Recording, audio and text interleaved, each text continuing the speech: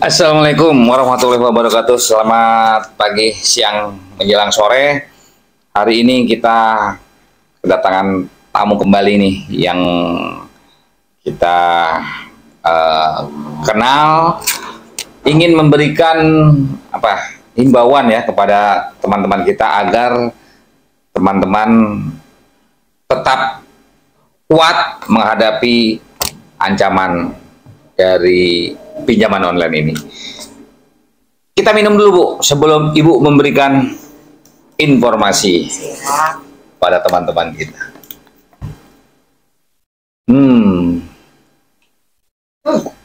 Seger dan seger nggak? Seger banget. Udah gitu kena AC berapa hari jadi dingin.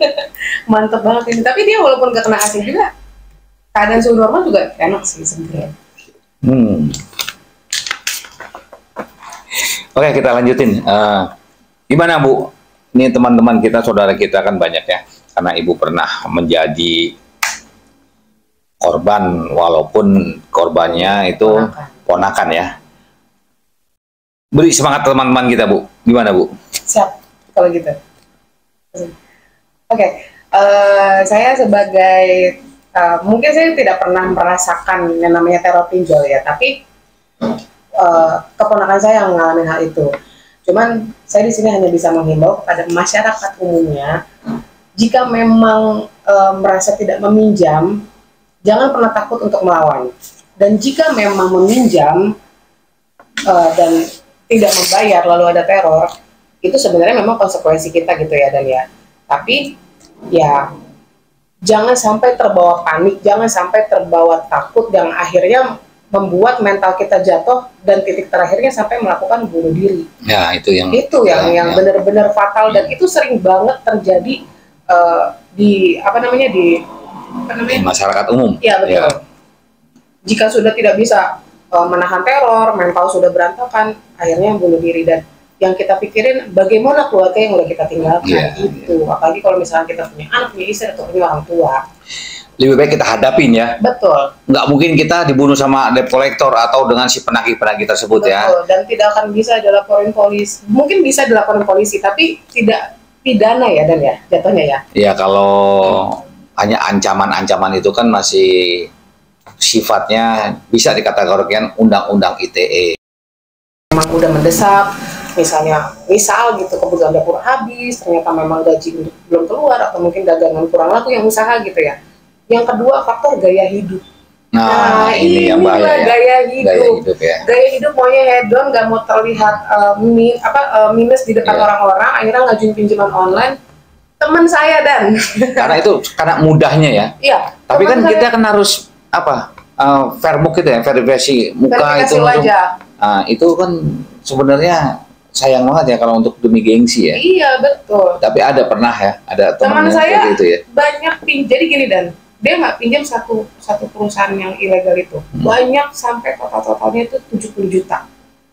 Ini jujur aja tapi saya nggak sebut nama ya. Iya. 70 juta totalnya untuk mencukupi keinginan istrinya. Yaitu balik lagi ke gaya hidup. Akhirnya teror dari sana sini, nggak mungkin dong dari 70 juta itu misalnya 10 perusahaan, berarti kan nggak cuma 500.000 dong yang cair, pasti lebih dari itu, karena kan jaminannya mungkin dari pekerjaan. Oh, ini pekerjaannya bagus gitu, jadi si perusahaan ini berani ngasih besar gitu kan. Harus dikembalikan sekitar 130 jutaan, 130 sampai minum Baygon. Sempet si lakinya? Iya, terus minum Baygon. Istrinya gimana tuh? Istrinya panik, langsung dikasih susu, bawa ke rumah sakit. Untungnya, alhamdulillahnya tertolong.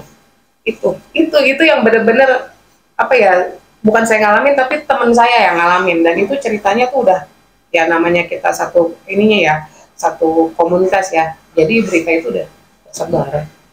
Sebenarnya bagus juga suaminya ya, ingin membahagiakan istri. Betul, tapi caranya yang salah gitu. Iya. Tapi ada juga yang suami nggak cerita istrinya, atau sebaliknya istri tidak cerita sama suaminya. Akhirnya setelah terjadi teror seperti itu, barulah tahu bahwa istrinya pinjam. Itu banyak yang jadi akhirnya juga yang seperti itu. Jadi pecah itu.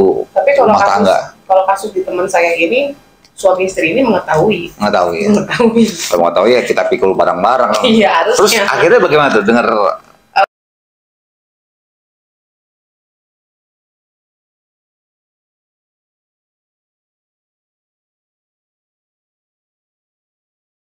ya yang terbaik buat mereka, kita doain aja. Iya, iya. Itulah teman-teman saudaraku, pengalaman banyak yang dialami untuk pinjaman online ini memang sangat mudah. Kita tinggal klik.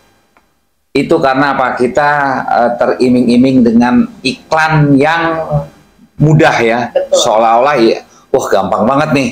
Ternyata setelah kita di ACC 4 hari udah ditagih ya? Iya, biasanya gitu. Kadang cara mereka tuh gini, Dan, cukup dengan KTP. Bahasanya seperti itu, cukup dengan KTP. Ternyata setelah mungkin kita download aplikasi, kita coba apply, ternyata banyak urutannya dari pekerjaan, nomor handphone, emergency kontak, semuanya. Itu harusnya nggak usah tidak setuju, mungkin tuh get kontak, itu nggak save itu. Nah, tapi kalau kita nggak mengklik disetujui kontak kita diakses, itu kita nggak akan pernah bisa masuk aplikasi. Nggak akan masuk ya? Iya, gitu kan.